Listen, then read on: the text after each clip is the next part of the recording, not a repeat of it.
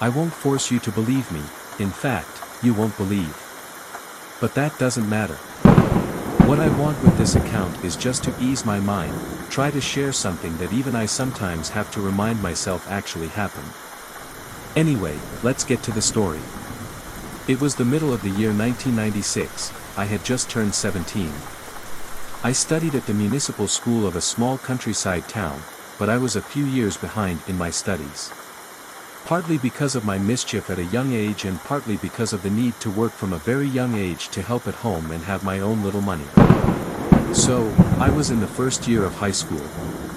Honestly, I didn't care about being the oldest and biggest in the class. It was even something cool.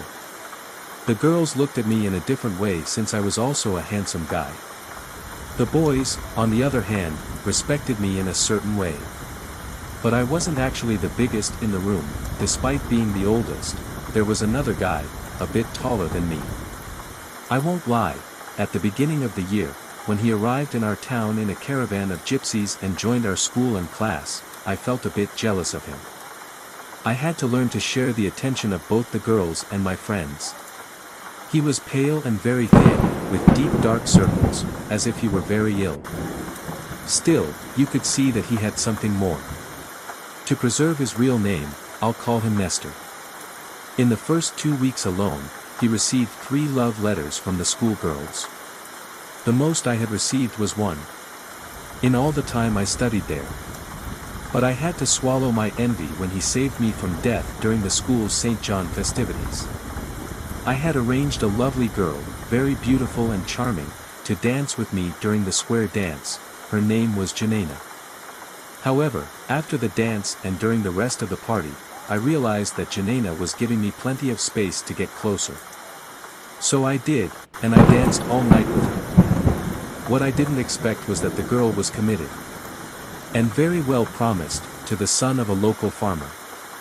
He called his henchmen and set a trap for me. At the end of the party, as I was returning, they blocked my way on the little road that led to the region where my house was, surrounded by the reserve forest. They threatened me in every way, swore to kill me in everything. And ordered me to stay away from Miss Janina. But all this with clubs in hand, of course. I didn't falter, I always handled myself very well, and here wouldn't be different. I would never bow my head to a coward who can't stand alone. But, of course, I didn't fare well. I did land some punches, but there was no way. There were 4 armed with pieces of wood against 1 unarmed. I lay in a fetal position as blows rained from all sides, and I had accepted that this would be my end. It was when suddenly a black figure, with heavy steps like that of a horse, passed by and carried one of the henchmen to the left side of the forest, who let out a muffled scream. The blows stopped. The henchman and the daddy's boy looked at each other trying to understand what was happening. My left eye was soaked in blood from the cuts I suffered in the forehead area. So I wiped my eyes and looked around, trying to understand the situation. I thought it could be my chance to escape, but when I tried to muster the strength that remained to stand up and run, the figure passed again. This time, it came from behind me, jumping over my head and carrying another henchman into the forest. I screamed in unison with the 2 remaining from the gang, out of fear. I couldn't get up and run, my leg failed, I don't know if from fear or weakness from the blows I had taken. As for Marcello, the farmer's son, and his last henchman, they had no shortage of legs to run as far as they could back down the road, and that's what they did. I kept looking around, trying to figure out what the hell that figure was. I was completely terrified and gradually gathered the strength to get up. Suddenly, I heard in my ear, from my side. "Are you okay?" I jumped in surprise, and when I wiped my bloody eyes again, I saw a person, standing, staring at me.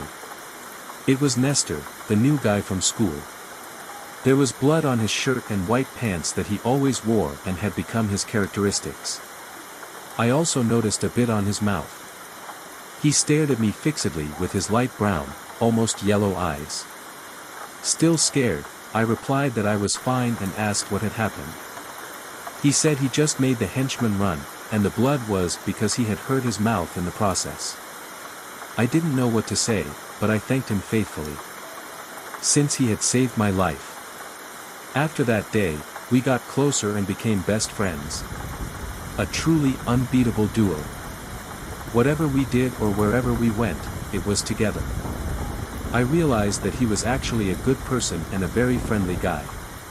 But over time, I noticed that every few weeks he would simply disappear, and when he came back, it was as if he were more thoughtful, gloomy. He didn't directly answer any of my questions. But over time, he returned to normal. Sometimes, that night would come to my mind. How he finished off those henchmen and scared Marcelo.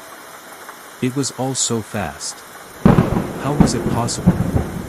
Thinking about all this again, in the week of Christmas, I decided to repay the favor he had given me. I thought about inviting him to spend Christmas Eve at my house. Even though my family was humble, we always had a great party for Christmas, with plenty of abundance. So after the last day of school, already at night, I went to the gypsy camp, where Nestor and his single mother lived. I reached the place and right away felt something was off. It was too quiet. All the lights were on, but too quiet. I approached the entrance and went in. Normally, I would be stopped by 2 or 3 men who would only let me pass with the residence authorization. But there was no one. It was there that night turned into a true night of terror that I will never forget. People were scattered on the ground of the camp, everywhere, and blood, a lot of blood. A few were crawling and groaning in pain, with serious injuries and deep cuts from claws on their bodies. I didn't know what to do, so I ran to Nestor's cabin, hoping to find him alive. But that's where I saw the worst. At the door of the cabin was Nestor's mother, dead. But unlike the others, her injuries were from bullets. I became even more incredulous. I gathered all my strength and entered the cabin. Inside, what I saw is something that is still in my mind, in my nightmares, every time I close my eyes. On the hand of his mother, a shotgun. And around it, a trail of blood. I followed the trail with my eyes and found, at its end, a horrifying creature, hunched over the body of a man. The creature was covered in black fur on its hands, enormous feet, and head. It wore clothes that were torn in some parts, further revealing fur in the gaps of the tears. I was breathless at that moment.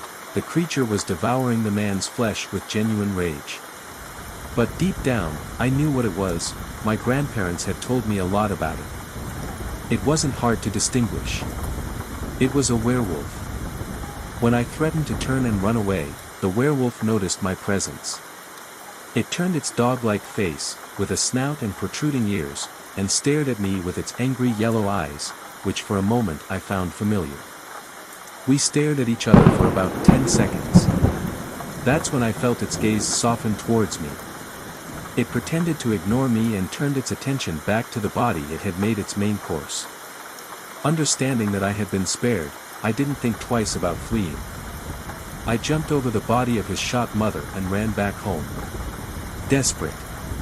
On the way back, the only thing I could think of was that the werewolf wore the same white clothes that Nestor used, my dear friend, whom I never heard from again.